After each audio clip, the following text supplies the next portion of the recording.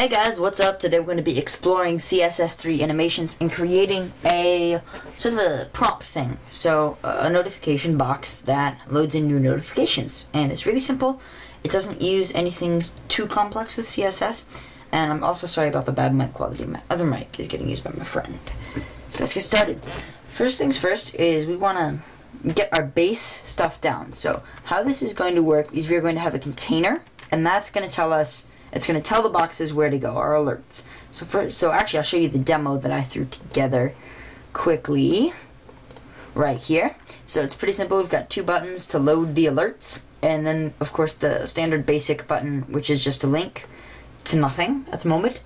But I'm just demonstrating. You can click it if you want to, and it works. So if we load in the first alert, it'll load in like that, and load in the second alert.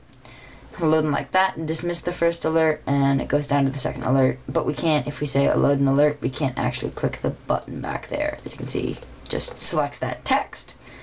So we're going to be creating that. Let's get started. So first thing we're going to need to do is specify a few basic links. So we're going to create our first one, which is an A. This is just a demo link that I like to put in to make sure that it all how do I explain this? It's a little difficult, but sort of to make sure that when I have one of the boxes loaded, I can't click behind it. And we can when we're done, we'll be able to position that box that you saw over on any side of our browser that we want. So this is just our whatever link. We're going to say whatever in there. Then we're going to create a few more links. First one, and these aren't going to be actual links, these are going to be called labels. Now what labels do is they trigger a text box, or a checkbox or something. And checkboxes are how we're going to be toggling the alerts on and off. So this one is going to be labeled, and you do for, it's basically the href of it. And then a div name. So we're going to name ours A1 and A2 for our two boxes. So toggle A1.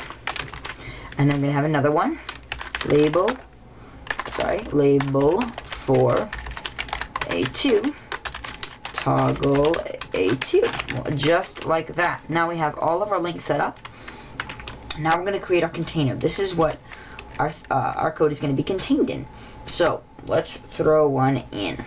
Div class, we'll get to the CSS after this, container. This is what we're containing all of our alerts in. This is sort of the width, just sort of basic content.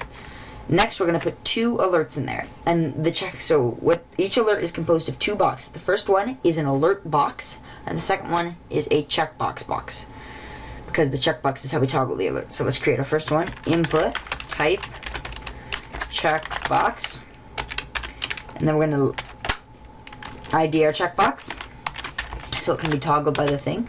So if you remember, we labeled them A1 and A2, so this is A1. And then we're going to class them as check. Next, we're going to put directly beneath it a div that is classed, there can't be anything between them, div class A. This is our alert. We could do AL, but I'm just going to do A to keep it short. Then in there we're going to do let's just do an H2 alert 1. And then after that, we're going to grab another label. And with this label, you're like, why are we adding another label, huh? What's this do? Well, this is to close it, so we're going to take for the same one. Sorry, that's the doorbell. But we're going to target our A1. Close it off, and we're going to say close. That'll close our alert. So we're just going to copy this syntax and pop it below it, except we have to reset our IDs. This is A2. We're going to set this to A2. That's all it requires. So the next thing is we're going to go into here, and we're going to say in our animation folder, or in our CSS folder, we're going to do a few basic things. The first thing we're going to do is we're going to tell our container some properties for that. So container, and in our container we're going to do a few things. First things first, we're going to set the left to 0 pixels. This will jam it right up against the left, and then the top to 0 pixels. So it's right against the top, and then position fixed, and that is it that we're doing for our container. This is just sort of a standard thing. I don't know if you need to do it, but I like doing it because it just sort of feels natural to me, I guess. Next thing we're going to need to do is specify some styles for our A, our alert. So we're going to set our background color to a nice gray. See. Hold on, I'm back in just a sec. So as I said, that's going to give our background color a nice gray look. Next, we're going to set our width to 300 pixels. I like that as a width. I think it looks nice. The second thing that we're going to do is we're going to set our border to thin dotted black border. Next, we're going to set our border radius to, I don't know, 8 pixels. Let's do that. That's a little bigger than what I had in the demo, but I think it deserves a little bit more rounding out. That's what we have for that. And then we're going to do, oh, one more thing. Almost forgot. So you have to display none. So it doesn't display at first.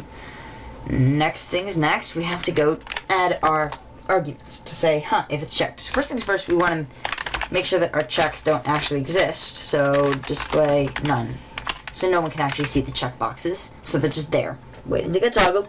Next thing next is we're going to say .check, because and if the check is checked, we're going to go +1, so plus sort of forward, what's the thing below it.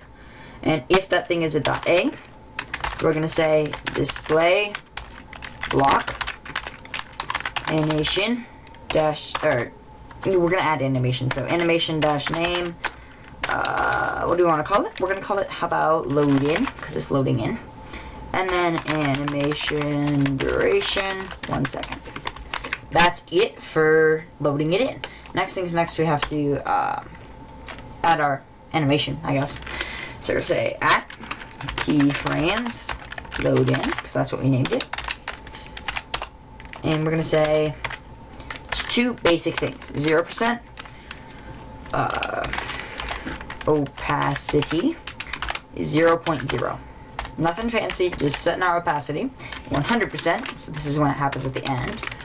Our opacity is going to be equal to 0.9. Slight see-throughness, but nothing too crazy. So let's go check that out in our browser. Head back here, click the View in Browser button. Here it is. Click it, loads in alert 1, close. Clicks it, loads in alert 2, close. Works great. Now what happens if we want to load 2? Well, let's, I should probably demonstrate this, but if we head over to this thing, we can reset where our container is positioned. So we're going to set it to the right 0 pixels. Like this. So that way they pop up over here. We can load 2. Gotta toggle it. There we go. If we close A1.